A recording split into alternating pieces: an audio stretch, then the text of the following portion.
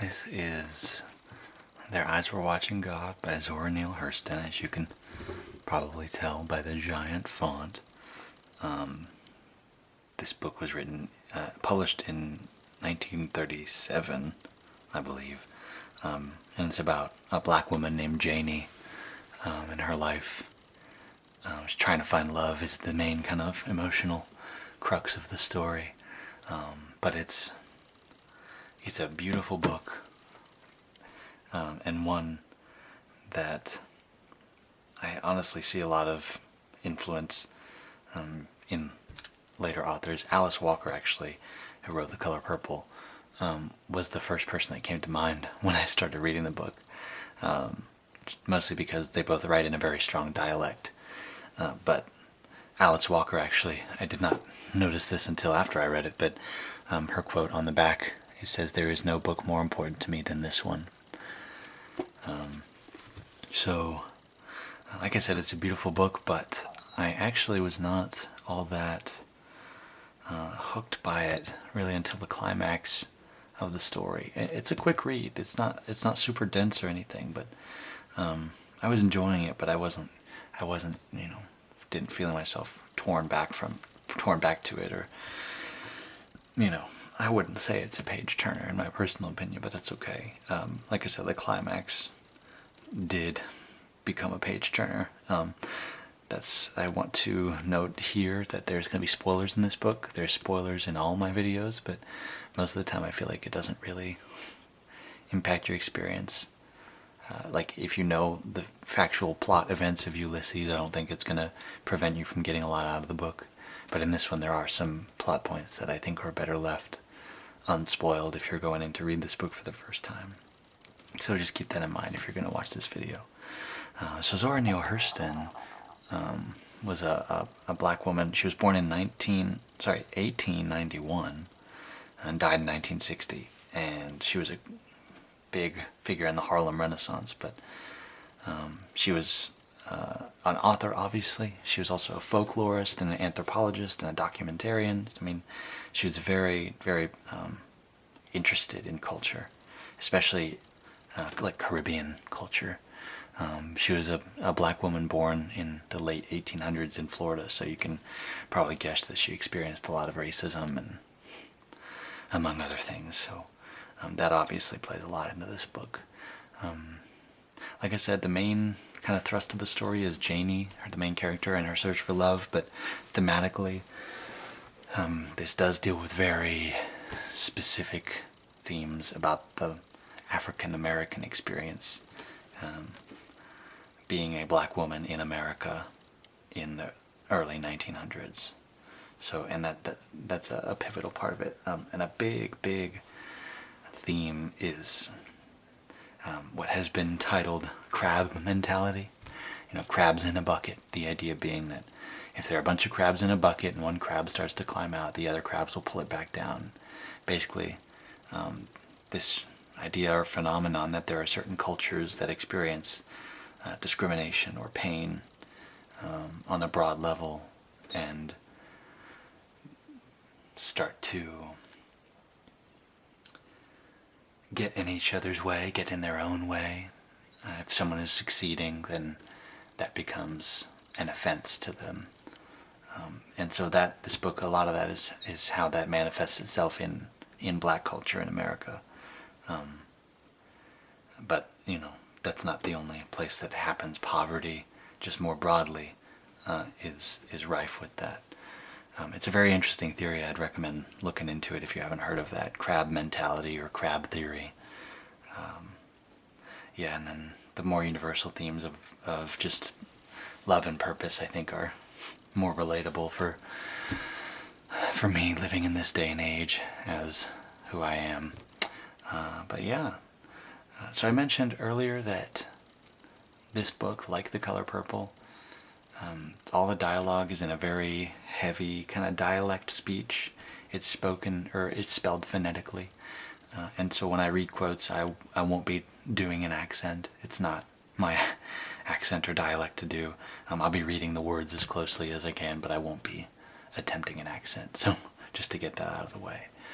Yeah, so just like on my other videos, we're going to go ahead and get into the quotes that I chose, that I liked, or that I thought were noteworthy. There's a lot of beautiful writing in this book. So we'll start off. First sentence of the first page. Ships at a distance have every man's wish on board. For some they come in with the tide. For others they sail on forever on the horizon, never out of sight, never landing until the watcher turns his eyes away in resignation, his dreams mocked to death by time. That is the life of men. Now women forget all those things they don't want to remember, and remember everything they don't want to forget. The dream is the truth. Then they act and do things accordingly. So the beginning of this was a woman, and she had come back from burying the dead. Not the dead of sick and ailing with friends at the pillow and the feet. She had come back from the sodden and the bloated, the sudden dead, their eyes flung wide open in judgment. So this is our introduction to Janie. It's quite a grand way to open the book, I think. Now, what it's saying here, I think, is a point of view that men are dreamers and women are realists, and that's what it's saying here. But as we will learn with Janie, that's not really the case.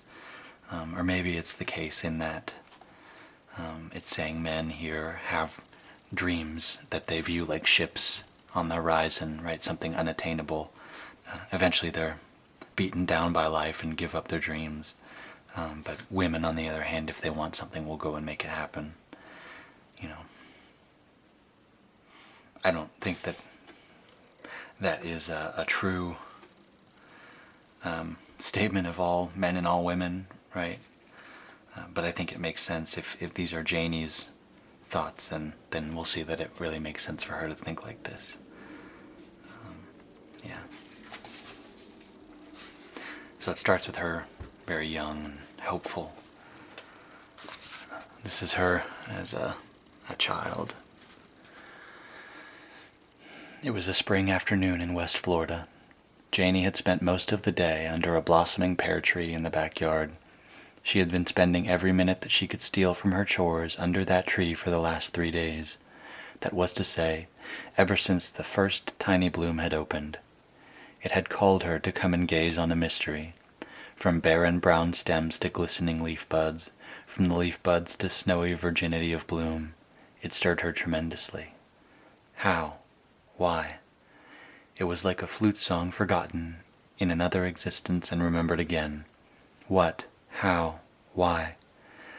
This singing she heard that had nothing to do with her ears. The rose of the world was breathing out smell. It followed her through all her waking moments and caressed her in her sleep. It connected itself with other vaguely felt matters that had struck her outside observation and buried themselves in her flesh. Now they emerged and quested about her consciousness. She was stretched on her back beneath the pear tree, soaking in the alto chant of the visiting bees, the gold of the sun and the panting breath of the breeze, when the inaudible voice of it all came to her. She saw a dust-bearing bee sink into the sanctum of a bloom. The 1,000 sister calyxes arched to meet the love embrace, and the ecstatic shiver of the tree from root to tiniest branch, creaming in every blossom and frothing with delight. So this was a marriage. She had been summoned to behold a revelation. Then Janie felt a pain remorseless sweet that left her limp and languid.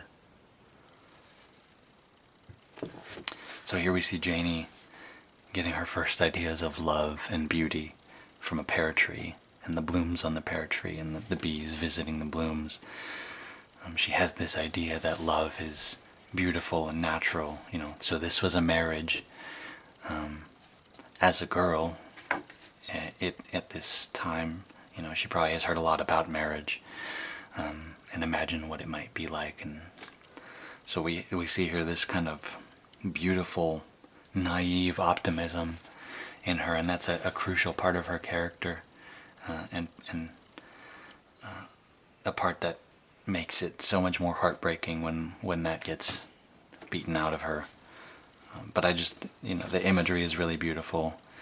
It's the very sensual language of the bee. coming into the blossom of the tree, and yeah, it's just really good writing.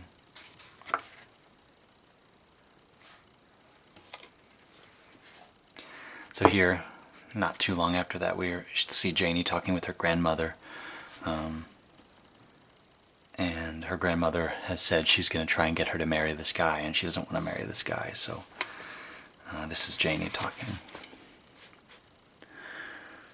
I want things sweet with my marriage, like when you sit under a pear tree and think, "Tain't no use in you crying, Janie. Grandma done been long a few roads herself, but folks is meant to cry about something or other. Better leave things the way they is. You's young yet. No tellin' what mout to happen before you die. Wait a while, baby, your mind will change." Nanny sent Janie along with a stern mien, but she dwindled all the rest of the day as she worked, and when she gained the privacy of her own little shack, she stayed on her knees so long she forgot she was there herself. There is a basin in the mind where words float around on thought, and thought on sound and sight. Then there is a depth of thought untouched by words, and deeper still, a gulf of formless feelings untouched by thought. Nanny entered this infinity of conscious pain again on her old knees. Towards morning she muttered, "Lord, you know my heart. I done the best I could do. The rest is left to you." She scuffled up from her knees and fell heavily across the bed. A month later she was dead.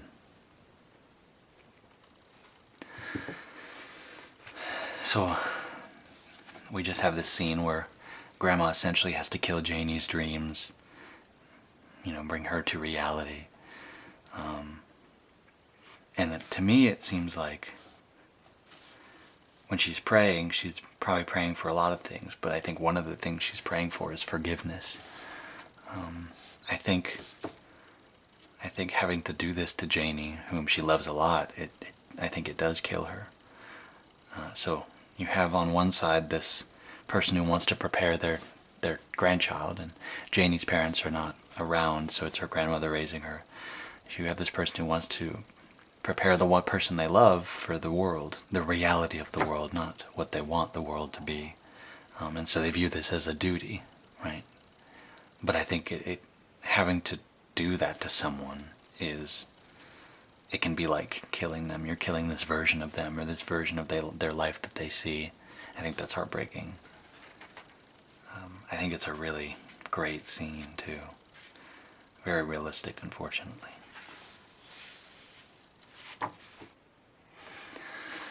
So this is later on. Janie she was forced to marry one man, and she left him for someone who she thought would give her a better life, but it turns out he's just as controlling, and probably even more controlling than her first husband, but he promised her romance and everything, and again, because of that aspect of her character where she's kind of hoping for love to be like the pear tree, right? Natural and beautiful, and I would say even spontaneous.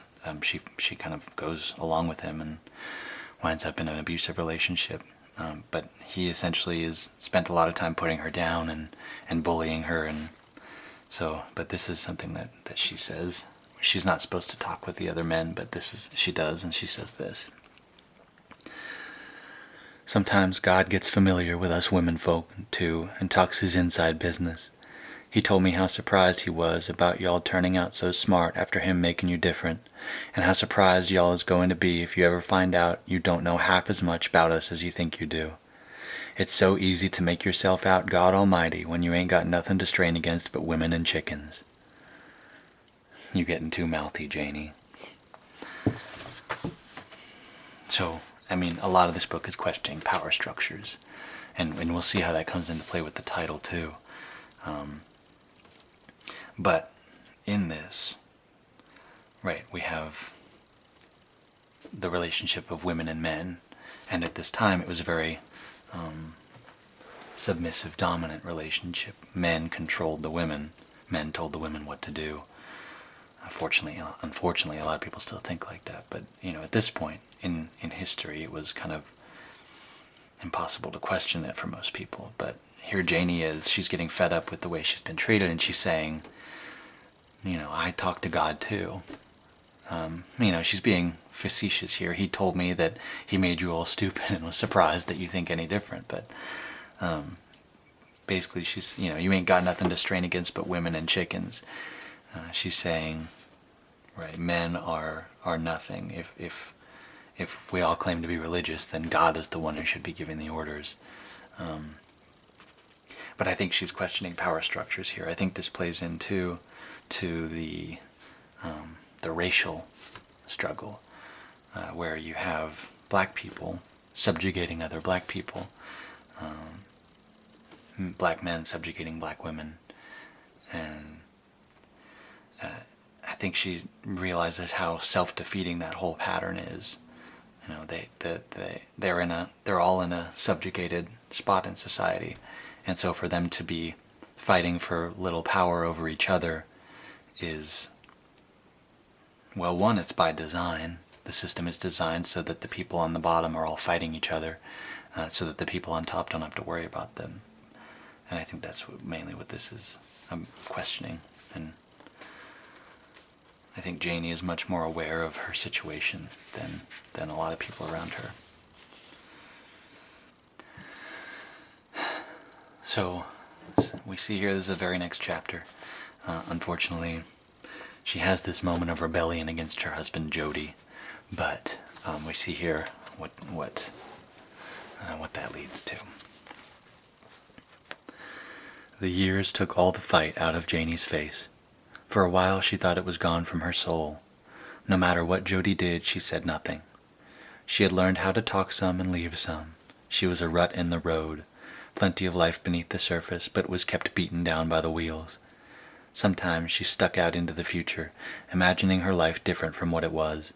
But mostly she lived between her hat and her heels, with her emotional disturbances like shade patterns in the woods, come and gone with the sun. She got nothing from Jody except what money could buy, and she was giving away what she didn't value. Now and again she thought of a country road at sunup and considered flight. To where? To what? Then too she considered 35 as twice 17, and nothing was the same at all. Maybe he ain't nothing, she cautioned herself, but he is something in my mouth. He's got to be, else I ain't got nothing to live for. I'll lie and say he is. If I don't, life won't be nothing but a store and a house. She didn't read books, so she didn't know that she was the world and the heavens boiled down to a drop. Man attempting to climb to painless heights from his dunghill. And here we see Janie's internal life. She's submitting to her husband here, externally, right? She's playing the part of a good wife, but she's never really given up on her dream of living as she wants to live. 35 is twice 17, and nothing was the same at all. She was 17, I believe, when she ran away with Jody, and now she's 35, so a lot of time has passed, and I think she feels really tired. But this paragraph that it ends on, right, she didn't read books, so she didn't know that she was the world and the heavens boiled down to a drop, man attempting to climb to painless heights from his dunghill. So again, going back to that last quote of people scrabbling for any little bit of power they can have, right, either over their woman or over the other people in their community, not realizing the inherent beauty of humanity. And I think Janie imagines a utopian future almost, but is more realistic than that, and so she goes along with it for a long time. Yeah, that's just really beautiful. I mean, sad too, obviously.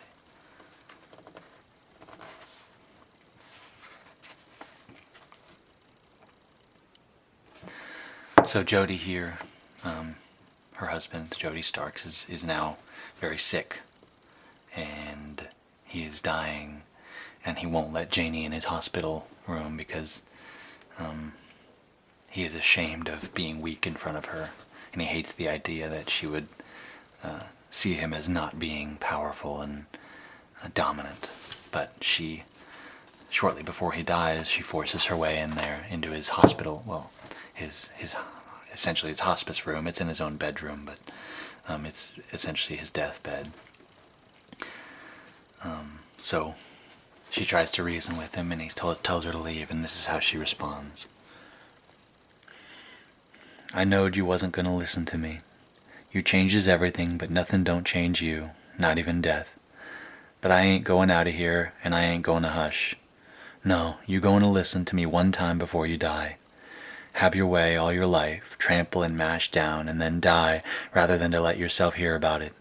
Listen, Jody, you ain't the Jody I run off down the road with. You're what's left after he died. I run off to keep house with you in a wonderful way, but you wasn't satisfied with me the way I was. No, my own mind had to be squeezed and crowded out to make room for yours in me. Shut up. I wish thunder and lightning would kill you. I know it. And now you got to die to find out that you got to pacify somebody besides yourself if you want any love and any sympathy in this world. You ain't tried to pacify nobody but yourself. Too busy listening to your own big voice.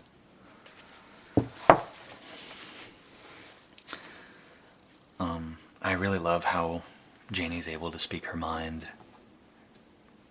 even in situations where she doesn't tangibly have any power, and she still feels the need to tell people the way she feels. But I think here she's telling Jody that all his suffering and his loneliness, the fact that he can't even take comfort from his wife while he's on his deathbed, is his own fault. Right? He had to crowd out her own mind to make room for his. You ain't the Jody I run off down the road with. You're what's left after he died. I think she sees his ambition as the death of his own joy as well. It's this kind of futile, painless struggle to, again, secure some kind of power, and that's, I think what she's saying here is that it's antithetical to being a person, right? Having love and joy in your life cannot coexist with seeking power and dominance. So after Jody's death, she is in a mandated period of mourning, essentially, and so she's kind of wondering what to do with her time. And so that's kind of where we find her at this part. She'd lie awake in bed, asking lonesomeness some questions. She asked if she wanted to leave and go back where she had come from and try to find her mother, maybe tend her grandmother's grave, sort of look over the old stamping ground generally. Digging around inside of herself like that, she found that she had no interest in that seldom-seen mother at all. She hated her grandmother and had hidden it from herself all these years under a cloak of pity. She had been getting ready for her great journey to the horizons in search of people. It was important to all the world that she should find them and they find her. But she had been whipped like a cur dog and run off down a back road after things. It was all according to the way you see things. Some people could look at a mud puddle and see an ocean with ships, but Nanny belonged to that other kind that loved stealing scraps. Here Nanny had taken the biggest thing God ever made, the horizon, for no matter how far a person can go, the horizon is still way beyond you, and pinched it into such a little bit of a thing that she could tie it about her granddaughter's neck tight enough to choke her. She hated the old woman who had twisted her so in the name of love. Most humans didn't love one another nohow, and this mislove was so strong that even common blood couldn't overcome it all the time. She had found a jewel down inside herself, and she had wanted to walk where people could see her and gleam it around, but she had been set in the marketplace to sell, been set for stillbait. When God had made the man, he made him out of stuff that sung all the time and glittered all over. Then after that, some angels got jealous and chopped him into millions of pieces, but still he glittered and hummed. So they beat him down to nothing but sparks, but each little spark had a shine and a song, so they covered each one over with mud. And the lonesomeness and the sparks made them hunt for one another, but mud is deaf and dumb. Like all the other tumbling mud balls, Janie had tried to show her shine. I mean, what a succinct summary of what this whole book is about. What the whole thesis is, right, of the inherent beauty and just splendor of humanity, right? And most people spend their time trying to find beauty in the world, and I think this part about mislove is right? Just about how people often go about it the wrong way. They seek purpose in riches and things or power, and even in trying to love one another, right? They're misguided. I love this line. Here Nanny had taken the biggest thing God ever made, the horizon, and pinched it into such a little bit of a thing that she could tie it about her granddaughter's neck tight enough to choke her. Oh my God. I really sympathize with the grandmother character. I mean, she is trying to help her granddaughter survive in the world, but in doing so, she, like we talked about earlier, she essentially kills what makes her, tying the horizon around her neck. What a powerful image. This part about God and the angels, I think, is really interesting. God plays a big role in this book, obviously. It's in the title.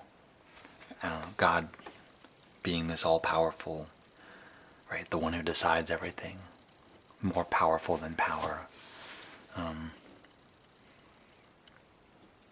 And I think saying that he made man out of stuff that sung all the time and glittered all over, it's a very positive view of God. And I think that's very interesting, right? If you've seen my other videos, you know that classic literature is often very critical of religion. And I won't say that this is not critical of religion, but it's a very interesting idea here that the angels got jealous of mankind, right? Man being made in God's image. It kind of turns some ideas we have on its head, like the idea of angels being perfect. But I don't know. I'd love to hear what other people think about that. That if you're watching this video, you one person, tell me what you think about that. All right, moving on. So this is where we start to see another thing that this book is about, which is internalized depression. Someone who has been told enough times that they're less than, or that they're, the bottom rung of society, will start to believe it. And so you have this woman here talking to Janie, a black woman who is talking about hating black people. And yeah, I'll read it and then talk about it some.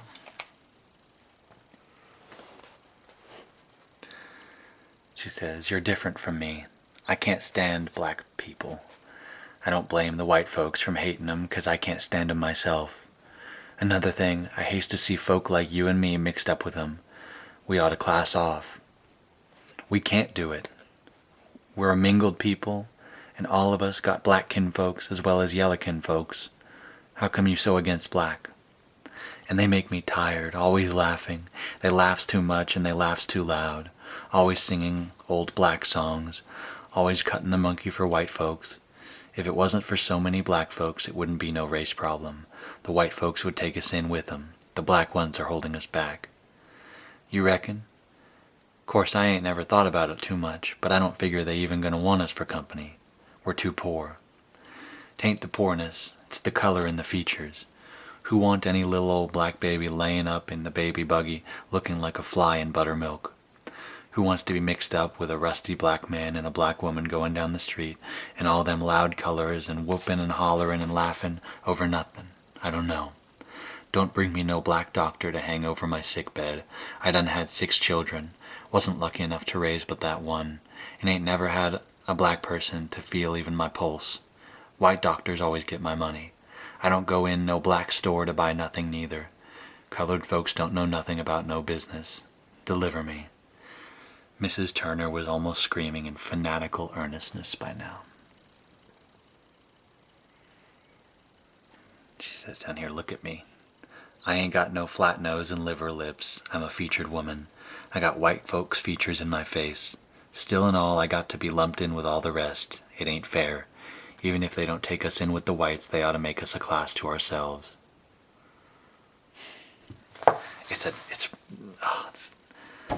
It's really disgusting and really, really sad. And one thing I think is super interesting here is that the main thing that she seems to hate about other black people is them being loud, right? Hollering and laughing, right? She hates their joy. She seems to feel like black people don't deserve to be joyful. And again, it's just so upsetting. Right? Even if we can't be white, we ought to be in a different class unto ourselves, right? She talks about having white features and not being like the rest of them. She wants to be one of the good ones. Now, the image here where she talks about the black baby and the baby buggy, she says a fly in buttermilk, looking like a fly in buttermilk. And that's really, I would assume that that's a reference to this term for slavery, which is the fly in the ointment. Right? It was this idea that America was supposed to be a nation founded on liberty and freedom, a haven for people to come in and express their religion and freedom of speech and all that. But the fly in the ointment, as it were, was the fact that black people were slaves. And so I can't help but think that this is a reference, like a fly in buttermilk. Yeah.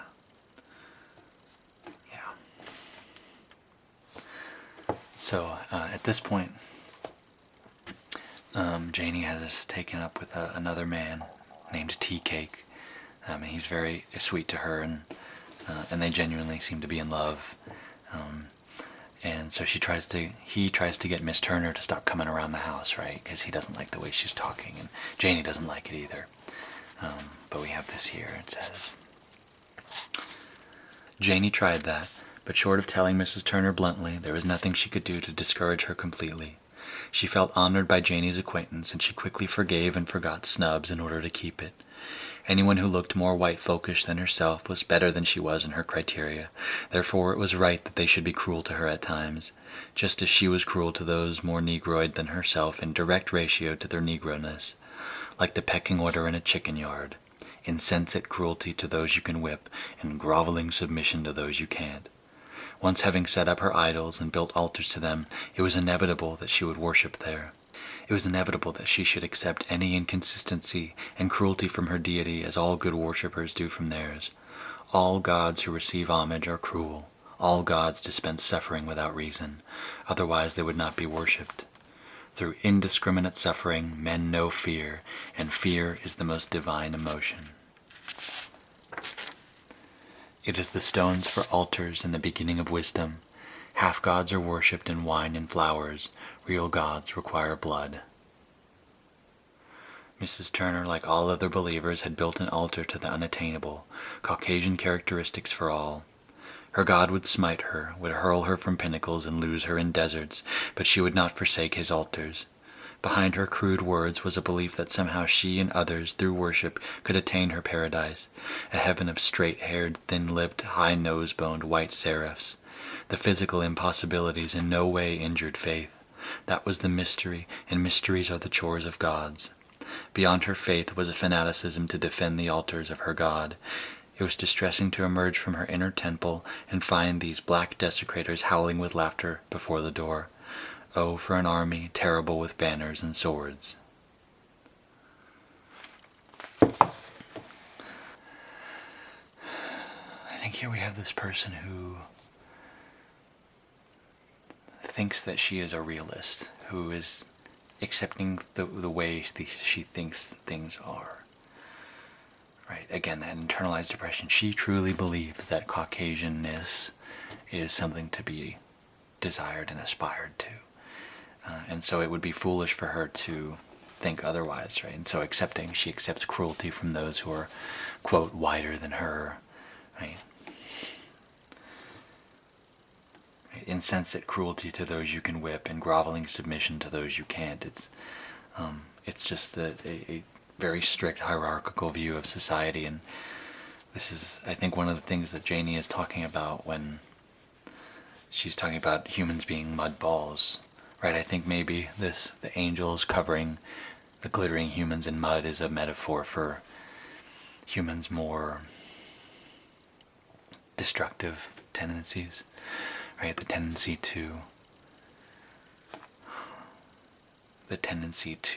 have hierarchies, the tendency to to put others above and below yourself, the tendency to maintain that hierarchy, even to your own detriment. I think that's one of the things that is being spoken of in that passage about the angels. Again, it's a very unassailable viewpoint, right? You can't reason someone out of this idea. And I've heard once, you can't reason someone out of something they didn't reason themselves into. Yeah, very gross viewpoint, but it's unfortunately is not unrealistic. So here we have Mrs. Turner has been trying to get her brother to marry Janie. Tea Cake and Janie aren't technically married, I think, so she keeps trying to send her brother around to court Janie, right? And Tea Cake doesn't like that. And while Tea Cake is much better to Janie than her other husband, it seems accepted as part of their way of life that a man will physically abuse his spouse. So we see a bit of that here. Before the week was over, he had whipped Janie, not because her behavior justified his jealousy, but it relieved that awful fear inside him. Being able to whip her reassured him in possession. No brutal beating at all. He just slapped her around a bit to show he was boss. Everybody talked about it next day in the fields. It aroused a sort of envy in both men and women. The way he petted and pampered her, as if those 2 or 3 face slaps had nearly killed her, made the women see visions, and the helpless way she hung on him made men dream dreams. Tea Cake, you sure is a lucky man, Sop the Bottom told him. A person can see every place you hit her. I bet she never raised her hand to hit you back neither. Take some of these old rusty black women and they would fight you all night long, and next day nobody couldn't never tell you hit 'em. That's the reason I done quit beating my woman. You can't make no mark on 'em at all. Lord, wouldn't I love to whip a tender woman like Janie. I bet she don't even holler. She just cries, eh, Tea Cake? That's right.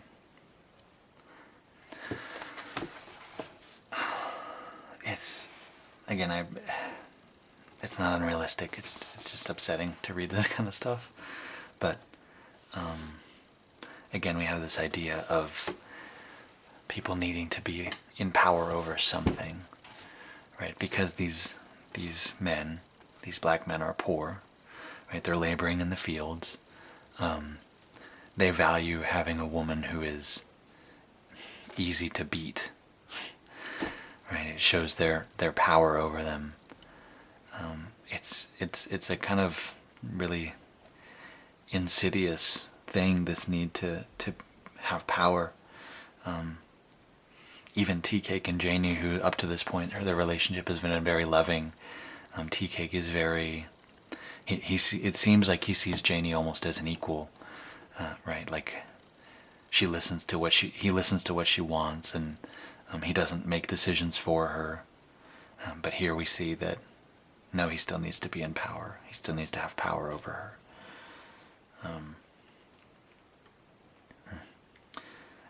The most upsetting line is, I bet she don't even holler. She just cries, eh, Tea Cake? Yeah. I don't really know what else to say about that. It's just unfortunate, I guess. So here's the climax I was talking about. Again, this is kind of your last chance to get out before I spoil the climax of the book. But there's a big storm coming, and a bunch of people have left. They're in Florida, so it's probably a hurricane. A bunch of people have left. All the animals have left, right? That's a good sign to leave. But Tea Cake and Janie haven't left, and some of their friends haven't left. So they're still there on the muck, as they say, right? They're on a swamp.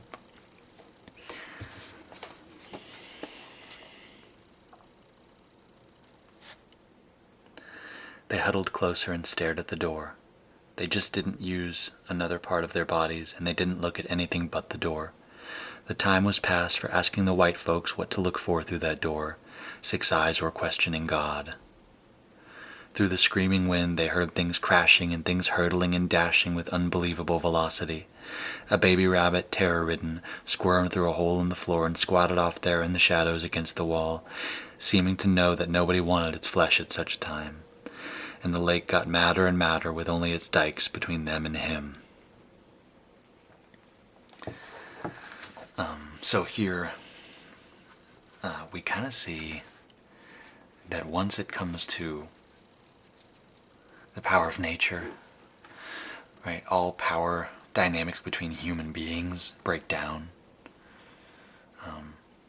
Right, the time was past for asking white folks what to look for. Six eyes were questioning God.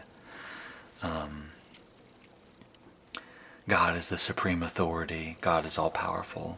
Right, that's the idea here. So you have these people used to, like Miss Turner, used to putting down those below them and groveling to those above them, and now none of that matters. Right, when it comes to life and death, all they can do is look up to God.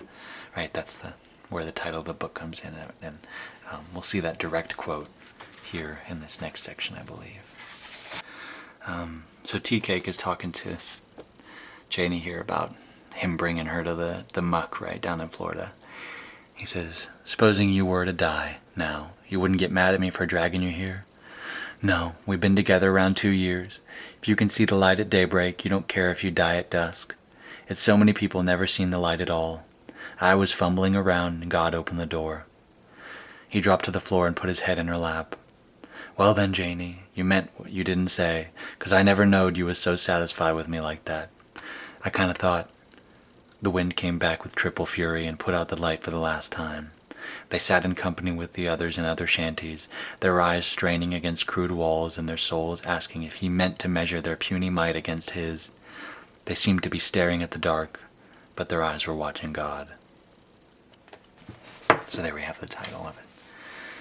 So first thing here is not super relevant to this theme, but I just thought was really beautiful. We have confirmation here that Janie chose to go with Tea Cake. Right? He didn't make her. She found happiness and she decided to follow it, and I think that's really beautiful. And I like that he wants to know that she chose him. Right? I think that's so relatable. You want to know that the person who loves you because they want to, not because they feel like they had to. Right? But going on to the title, right? Their souls asking if he meant to measure their puny might against his. So here I think we see a little bit of acknowledging the cruelty. Right? We had some of that with Mrs. Turner, right, in her building altars to whiteness. Right? The true gods demand blood.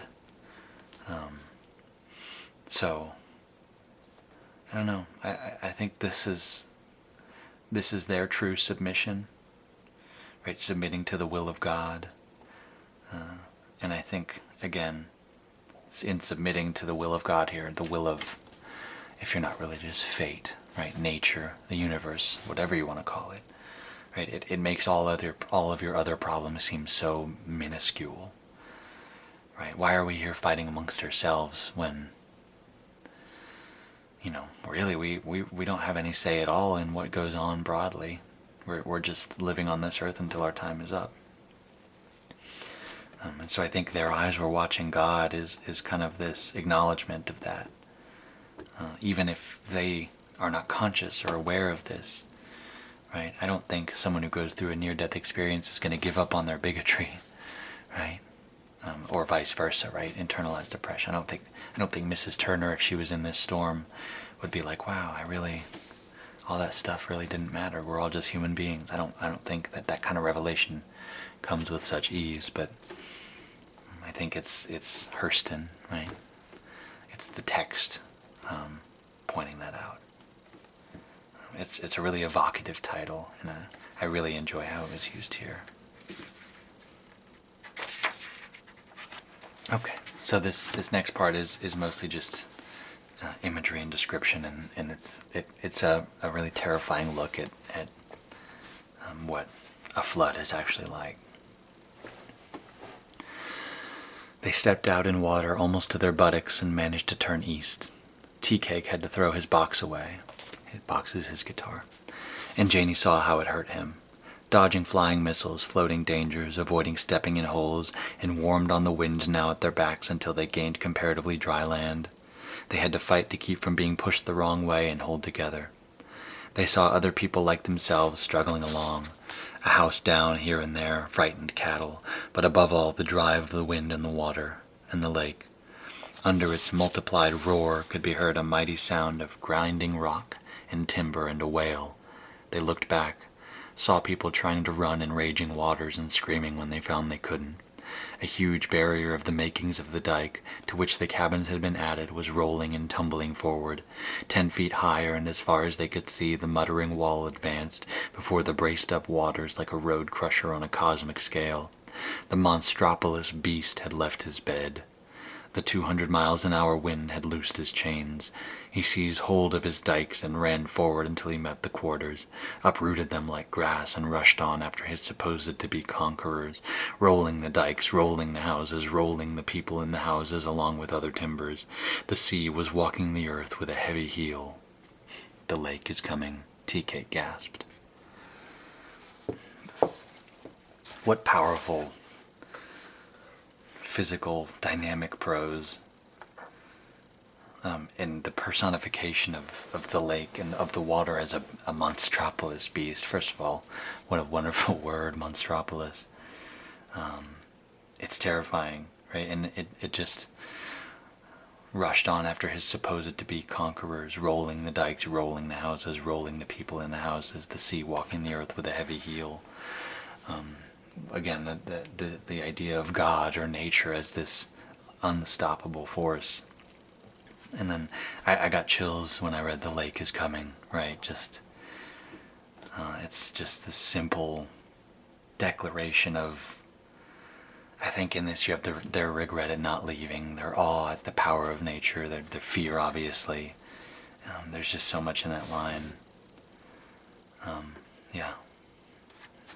I don't know what else I could say about that.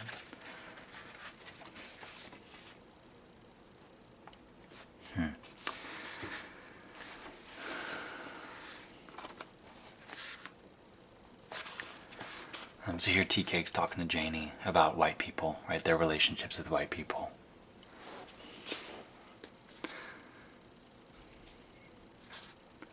So Tea-Cake says, "Everybody is against you." Janie says, "That sure is the truth. The ones the white man know is nice colored folks.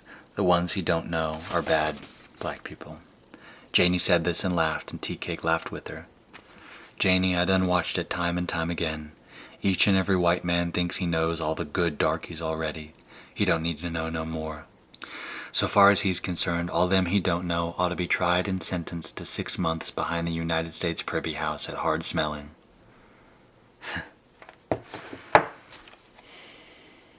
I think this is just such a nice summation of bigotry and racism, right? You fear and hate what you don't know. Zora Neale Hurston is just so intuitive and so, I don't know, she's just has such a good handle on the human mind. And I mean, she was clearly very interested in culture, being an anthropologist and documentarian and folklorist, right? So it doesn't surprise me at all that she's incredibly smart about these kinds of subtle things. A couple more, I guess. One more big spoiler, okay? Last warning. Tea-Cake, during the flood, gets bitten by a dog, and he ends up getting rabies, and he keeps getting more and more aggressive. So this is just what happens. Janie fooled around outside a while to try and think it wasn't so. If she didn't see the sickness in his face, she could imagine it wasn't really happening. Well, she thought, that big old dog with the hatred in his eyes had killed her after all. She wished she had slipped off that cowtail and drowned then and there, and been done. But to kill her through Tea-Cake was too much to bear. Tea-Cake, the son of the evening sun, had to die for loving her. She looked hard at the sky for a long time. Somewhere up there beyond blue ether's bosom sat he. Was he noticing what was going on around here? He must be, because he knew everything. Did he mean to do this thing to Tea Cake and her? It wasn't anything she could fight. She could only ache and wait. Maybe it was some big tease, and when he saw it had gone far enough, he'd give her a sign. She looked hard for something up there to move for a sign. A star in the daytime maybe, or the sun to shout, or even a mutter of thunder. Her arms went up in a desperate supplication for a minute. It wasn't exactly pleading, it was asking questions. The sky stayed hard-looking and quiet, so she went inside the house. God would do less than he had in his heart. Right, same theme. Right, there's no more powerful person that's doing this. Right, so she attributes it to God. And if you're not religious, right, getting bit by a rabid dog is just random chance, but to search for meaning in the suffering, right? Did he mean to do this? Maybe there's a reason, or maybe, it's just some big joke and he'll call it off once it goes too far. This last line I think is interesting. God would do less than he had in his heart. I think that pushes back against the idea that God is all loving. That's what you're taught if you're a Christian, is that God is love. But I think Janie here is very disillusioned with that. Right? Well, if God has that much love in his heart, but he can still do this. Right? So, Tea Cake has a kind of moment of clarity right before he goes too far, before the illness overtakes him. And he says, well, Janie calls herself old, and he says, don't say you're old. You're a little girl baby all the time. God made it so you spent your old age first with somebody else and saved up the young girl days to spend with me. I feel that way too, Tea Cake, and I thank you for saying it. Ain't no trouble to say what's already so. You's a pretty woman outside of being nice. Aw, Tea Cake. Yeah, you is too. Every time I see a patch of roses or something over sporting themselves, making out they're pretty, I tell them I want you to see my Janie sometime. You must let the flowers see you sometimes, hear, Janie? You keep that up, Tea Cake. I'll believe you after a while. I just really love that little conversation. It's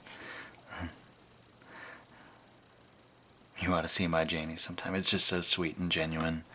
And I really love, right? Janie is older than Tea Cake. I think there's about 15 or 20 years between them. I think he's in his mid or late 20s and she's in her 40s. But, she's saying she's old, and but what he's saying is that I think, when she was young, she was beaten down and had to submit to a man that she didn't really love, and that made her old. And then now that she's happy and with him, she's so much more full of life and youth. I think that's a really beautiful idea, right? If you have something to live for, it keeps you young. If you have someone to love, it keeps you young. Yeah, I don't really have much else to say about it other than just it's such a sweet moment between them. Yeah. So that's the last quote I have. Like I said, it's a beautiful book. The language is so amazing. If you watch my other videos, I love Cormac McCarthy, and I wouldn't be surprised if he was somewhat inspired by Hurston's writing. There's some sections in there that I think sound a lot like him, but obviously she was around first, so yeah. It's definitely worth reading. I'm really glad I read it. She gets talked about in the same vein with Toni Morrison and Alice Walker a lot. I think they're all just because they're black female authors. I see some similarities to Alice Walker, but I think Hurston's got her own style, and I think she's something special. I really liked it. So, yeah, thanks for watching. If you read this book, I hope you enjoy it. See you later.